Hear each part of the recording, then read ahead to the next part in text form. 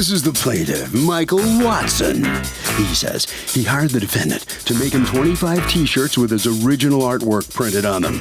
When he received the shirts, however, he wasn't happy with the pictures. Seems someone had altered his drawing. The defendant refuses to return the $664.90 he gave him, and he's entitled to get his money back because the plaintiff did not deliver what he had promised.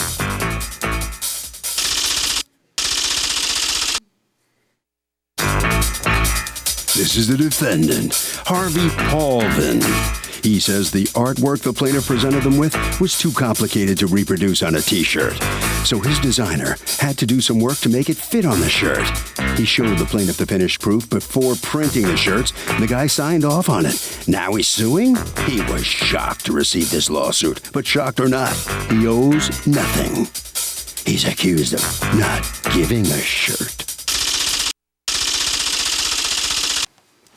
All parties, please raise your right hands. Welcome back to the People's Court. Next case in the docket, the plaintiff hired the defendant to make 25 special T-shirts, but there was a problem with the artwork. The defendant says the plaintiff's design wasn't doable, so he tinkered with it. It's the case of it doesn't fit me to a T. Thank you, Douglas. You're welcome, ma'am. Michael Watson, you are suing Harvey Paulvin, owner of T-Shirt Express, actually suing T-Shirt Express for $664.90 that you say you are out as a result of them breaching a contract to get your artwork on some T-shirts, which you say they did poorly. Yes. All right, talk to me. Tell me what you do. So basically, I'm a commercial illustrator. I do designs for children's books. I do logos, anything commercial. So basically, I've never been in any type of situation where I could showcase my art myself. So this Mocha Festival came up. What's a Mocha Festival? Mocha Festival is a comic book. It's like a comic book enthusiast type festival. So if you're like really into comic books or anything like that, this is the festival you would showcase your artwork. So I went to the defendant to have him print some shirts. So that you could sell them at the festival? Yes. All right, so what would you end up doing? You rented a table at the festival? Yes. And there was an $80 charge for that, and then... Yes, because it was 4 of us, so we're going to have like a quarter of the table. All right, so your goal was to be able to showcase your own art, which you were going to showcase how? Like your art was going to be in books and where? Yes, I had some books printed, stickers. I also had these T-shirts printed. I also had the original drawing, which is here, that I was going to sell while I was there. And also, since the T-shirts were in black and white and they weren't, they didn't have any color, I was going to have like a coloring contest so people could come up, purchase a shirt. If they want to enter the contest, they could I would give them some markers, like fabric markers. They could color it. They could come back to me. That's clever. And at the end of the day, we'd have like a contest. Okay. So let me see the artwork that you gave to them in order to have it reproduced on a T-shirt. So this is the original artwork. And I also have a little thing that I wanted to, walk through with you just to show you what exactly happened. That's the original artwork. Okay, hold on a second, hold on. This is on like tracing paper? Yeah, that's vellum. Vellum? Yes. Okay. Now, how did you send it to them? Did you send it digitally? Yes. Okay. Let me see digitally what you received and what you sent. I want to see both. Yes. Did yours? Copy? Yes, this is what I sent. Okay, thank you. That's the plaintiff's copy. That's the defendant's. All right. You then received from them a proof that you needed to approve. Yes. Do you have that proof? You actually have everything. Page 2? Yep. The first page is what I sent them. That's the exact file. As you can see, the first page on there is a lot darker than the invoice. Then why did you approve it? Well, what happened was I received it the day that they had to print it. So I received it and I saw it on my phone. So the image is a lot smaller and it looks tighter. Tough for you. I mean, this is how business works, my friend. But this... All right, so the sooner you realize that, the better. So you approved this one. Yes. And so what is your complaint? Let me see the T-shirt. What it is that there was an effect applied to it that I didn't apply to it myself. And what effect do you say was applied to it? The effect that was applied to it is called a halftone effect. What purpose would there be? Why would your art director, did your art director apply a halftone? Is that a yes? That would be a yes. The issue is that he's approving something on a small smartphone, and that he's looking at something with a white glossy background.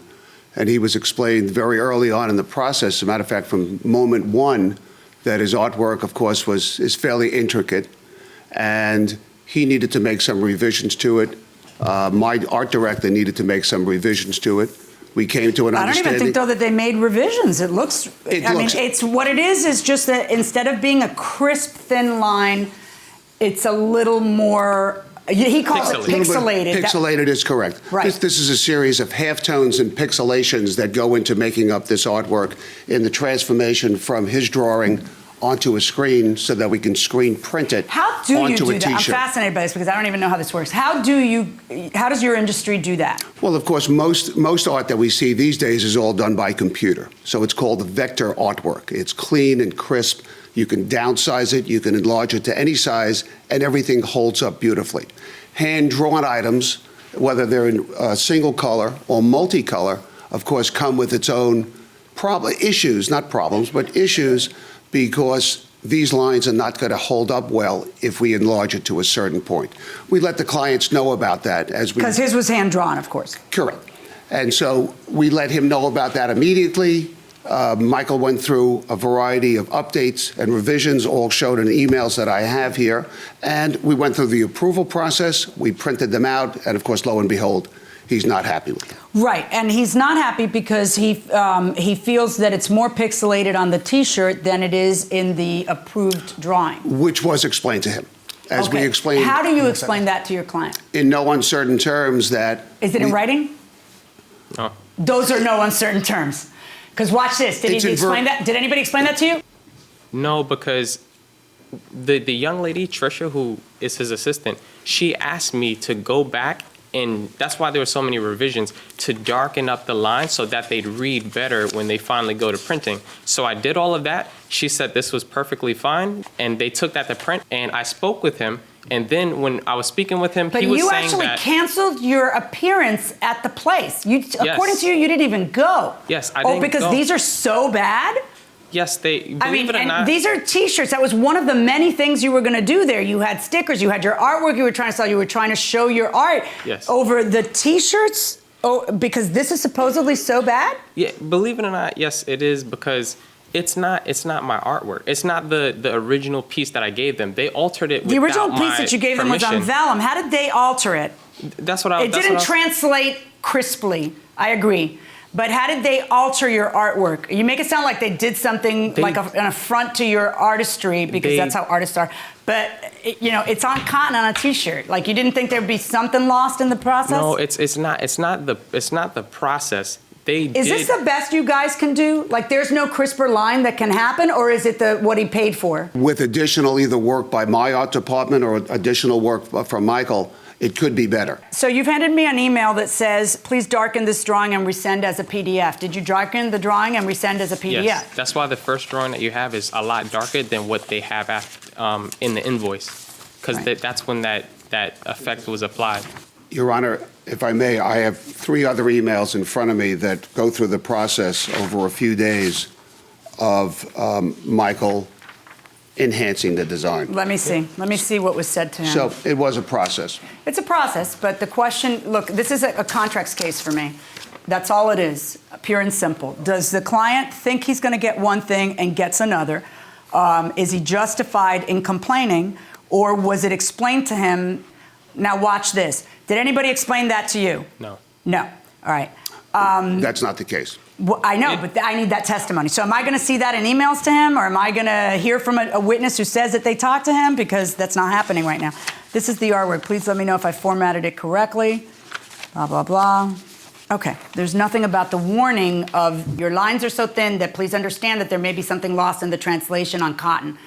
For it to come up, we might have to pixelate it. Had a warning been done like that, a disclaimer, as it were, there'd be no question. You win and that's over. I think you do great work. It's not that I don't think you do great work. I think that maybe you had a budget. I don't know.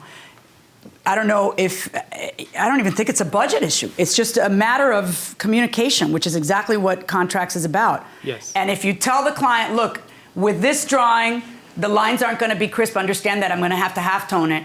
The client would have said, no, whatever you do, don't halftone it. Yes. But that was never said. I don't see that in any of the emails. I don't know how you make a $348.50 lawsuit into double that.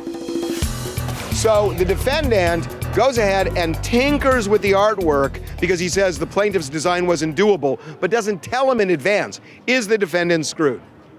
I would think so, because you would always need approval. I actually work at a design agency, and I would never do anything without the client's approval. Fair point. Now here's the question. What if the defendant's right, that what the plaintiff wanted was not doable? If he's absolutely right and says, I did it and I had to change it, but he didn't tell the guy, is he still screwed? Yes, he's still screwed because he shouldn't have tampered with it. Even if there was no other way of doing it? Well, yeah, you don't borrow someone's car and change the radio station and like mess. Well, you can change the radio station. I'm okay with that. Going inside the courtroom. Quite frankly, 2 days missed from work. I thought you didn't go to the festival. This day, Right. and the day that I had to go and make the revisions for that, for it to be printed in time. No. That's a no. And then the festival table rental. Wow, you could have still gone to the festival. I am, however, going to order you to return all of the shirts, and I'm going to order the defendant to return the $348.50. $348.50, verdict for the plaintiff. All the T-shirts go back. Chance to get some comment from the defendant here after hearing the judge rule in favor of the plaintiff. What's your feeling on the outcome? Disappointing, but understood. I clearly heard what the judge said with regards to putting a disclaimer in there when we have original pieces of art. You'll do that from now on? We'll do that from now on. Could you have communicated better with this artist during this process? He was communicated verbally. That important piece of information that we just talked about should have been, was communicated with him in my presence with my art director and my associate, but it never appeared in any emails.